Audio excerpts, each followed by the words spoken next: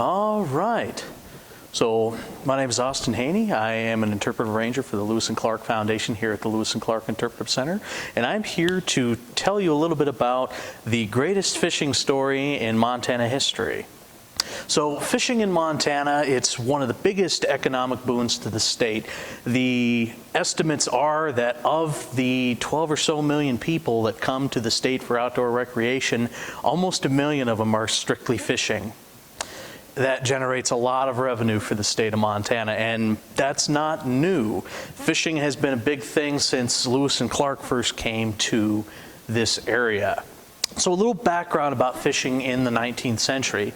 There are two kinds of fishing, angling and coarse fishing.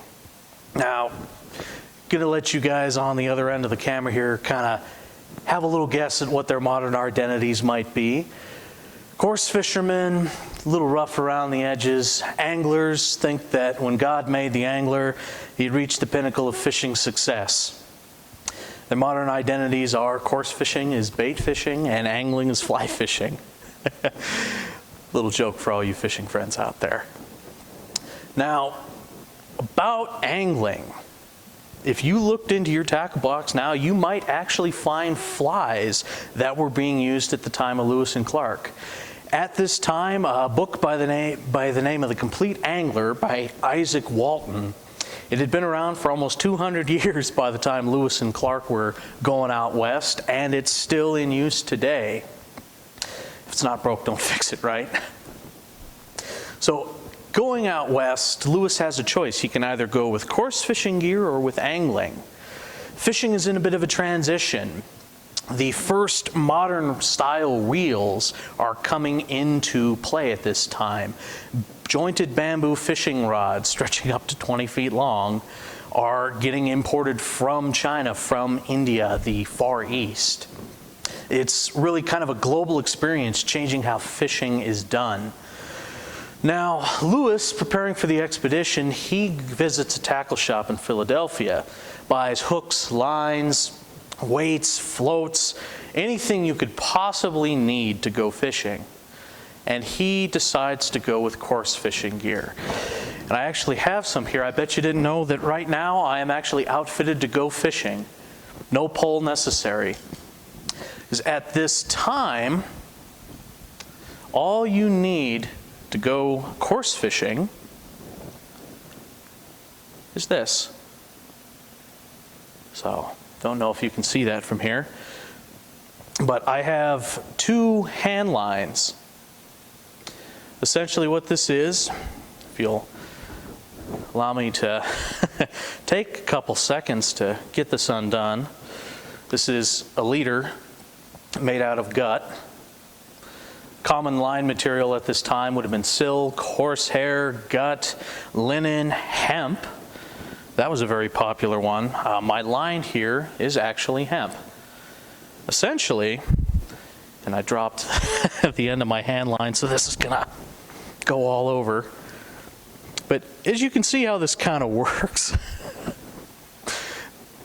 Blooper reel, right? So essentially how this works is you undo a little bit of line. You've got your weight here. You head out upstream from the current and you just toss it out and let the current take it. And to reel in, you simply pull your line back to you. It's extremely simple. And so long as you don't drop this little guy like I just did, you should be fine. Gloves are not necessary. I've actually fished with this stuff and caught catfish. It's exhilarating. You don't need gloves or anything. Just a strong line, and don't be too impatient with it. It's very forgiving. But I can tell you from experience, there is nothing quite like hand lining as far as your connection with the river, with the fish. I really think more people should use hand lines, just as a personal note. So going out west armed with coarse fishing gear, Lewis and Clark actually begin to have some fishing tales, if you will, almost right off the bat. At the mouth of the Ohio River, one of these bad boys brought in a blue catfish that they weighed in at 128 pounds. If that same fish was caught on rod and reel today, it would be in the record books in the state of Illinois. Now, going out west onto the Great Plains, they're encountering buffalo cultures. These are people that don't really fish all the time. They don't need to. Think of it this way. The economics of buffalo hunting is much, much easier than fishing. You can get a lot more off of one animal than you can off of one fish. So that's really why you don't see fishing in a lot of plains cultures. There's just no need for it. But Lewis and Clark liked to fish, and so did their men, and one guy in particular. Name was Silas Goodrich. Now, he's one of those guys we don't know a whole lot about. Born in Massachusetts sometime around 1778, enlisted in the Army around 1800. That's about it. The rest of what we know really comes from Lewis and Clark and his experiences fishing. He's referred to by Lewis as our fond fisherman. So going out west from Fort Mandan, they're really getting into the unknowns. This is where the fishing really kicks off. They're in Montana now. So at the mouth of the Morais, Goodrich is recorded as fishing several times. In addition to the hand lines, they're using seine nets, which essentially it's the same idea as this. You cast out your net and reel it back in, if you will, and you find your fish in there. He was also gathering shellfish. Don't know what species of mussel. We've got several native species here in the Missouri system. But Ordway, the guy who's writing about this, says, as we have plenty of meat, we don't trouble ourselves catching fish. Goes back to that whole why bother when you've got buffalo out there. But I think it was more a diversion than actual food. It was a welcome change from eating a steady diet of red meat, but now, as then, a lot of people just fish for fun. And it seems like the men of the Lewis and Clark expedition certainly enjoyed fishing for fun as much as it was for food. The seminal day for fishing on the expedition is June 13th, 1805, right here in Great Falls. Lewis has been searching for the Great Falls in the Missouri for several days at this point. He's got Goodrich with him and his small party of men. They are out ahead of the main party when Lewis and Goodrich, off by themselves, see what looks like smoke coming up out of the river column. They rush forward a couple miles, and there it is, the Great Falls of the Missouri, modern-day Ryan Dam. And Lewis, of course, does what he does best. He takes out his journal and starts writing, oh, what a beautiful waterfall this is.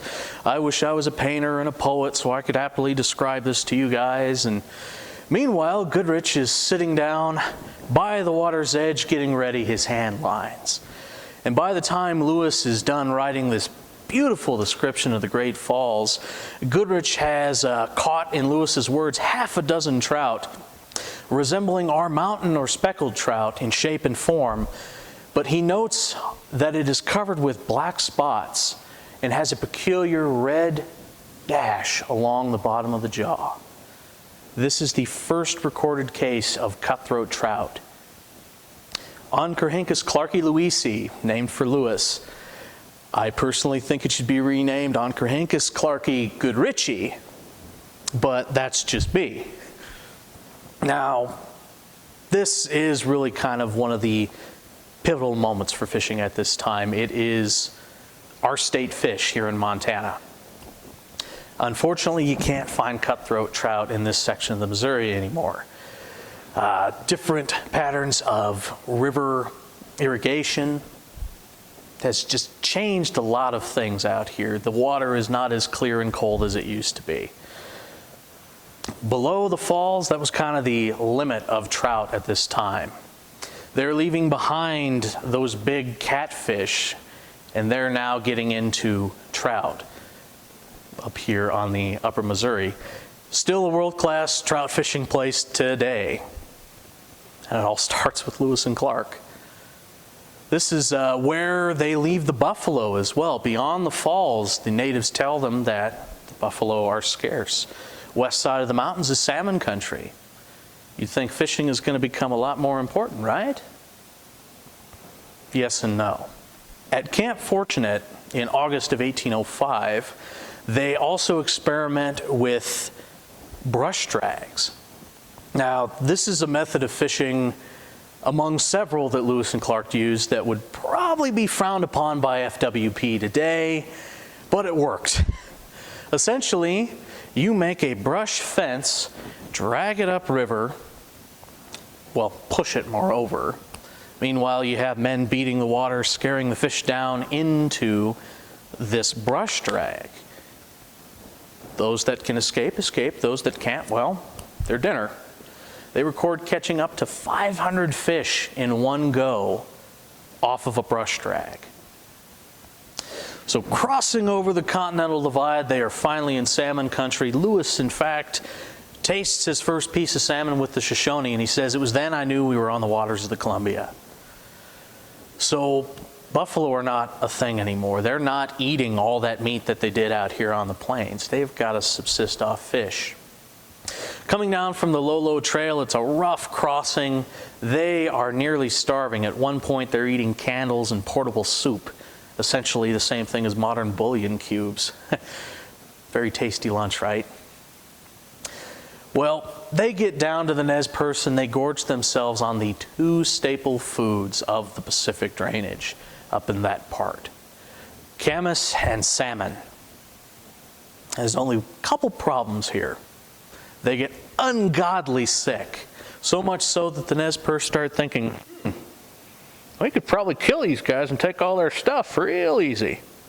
But they don't. Essentially what happens is camas, we'll get to that, save the best for last. But they're coming off of a starvation diet, eating rich, fatty salmon. Probably going to make you have an upset stomach. In addition to that, a common way for preparing salmon at this time was you fillet the fish, keeping the scales on, and dry it. Now, it's not exactly a Smoker Joe.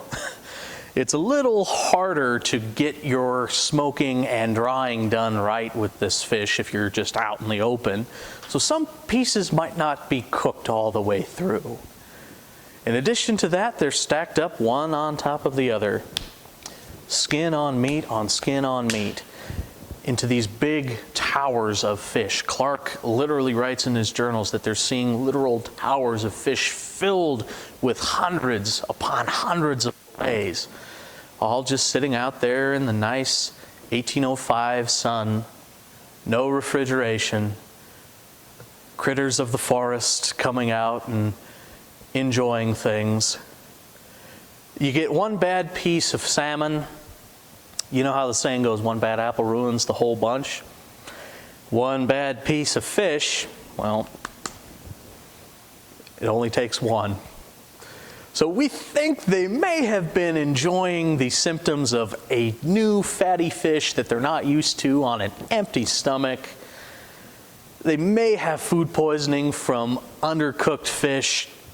And this is where we come to the star of our show, Camus Roots.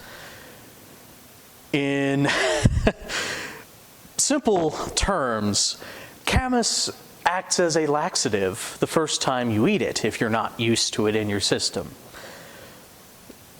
In fact, in the 1840s, a Jesuit priest that was living amongst the Salish wrote that the root is very, very flavorful. It tastes something like a plum or a chestnut. But it is accompanied by very disagreeable effects and the smells and sounds that accompany them. So let's go over that again. We've got fatty fish that may be contaminated, giving them food poisoning, and a laxative root. Oh boy. And this completely turns off Lewis and Clark on salmon. Want you guys on the other end of the camera to think for a minute here. Have you ever had food poisoning? I know most people probably have. I've experienced that misfortune twice. And have you ever really thought about how long it took you to try that food that made you sick again? I can tell you it took me about 2 years before I had the stomach to try my food again. And again, Lewis and Clark, people 200 years ago, they're not all that different from us. They want nothing to do with salmon. So they start trading away for dogs. 193 dogs were eaten on the Lewis and Clark expedition, all because they did not want to eat salmon. They're in the middle of one of the greatest salmon fisheries on earth, and they're sitting down next to their Newfoundland dog, Seaman, and having dog for dinner. There's a reason we ask people to keep their pets on a leash here at the Interpretive Center. Hey, sometimes the staff gets hungry. So coming back out of the salmon country and back into Buffalo, they don't really fish a whole lot. Goodrich even trades some of the fishing gear on their way home. They're more desperate to get back to civilization than they are to waste their time fishing. The last recorded mention of it is actually by Lewis, which I think is rather appropriate. Lewis, on some of his darker moments or not as good days on the expedition, he spent his time fishing. After getting chased by a bear here at Great Falls and having the worst day imaginable, chased by buffalo, almost pounced on by what we think is a wolverine, the guy decides to spend the next day relaxing and fishing for cutthroat trout with Goodrich. His last entry in July of 1806, he's near modern-day Cutbank, Montana, and he records that all they had to eat on that rainy day was some mush and one small trout. Coming back, our fond fishermen break up, and so ends the greatest fishing story and the first in Montana history.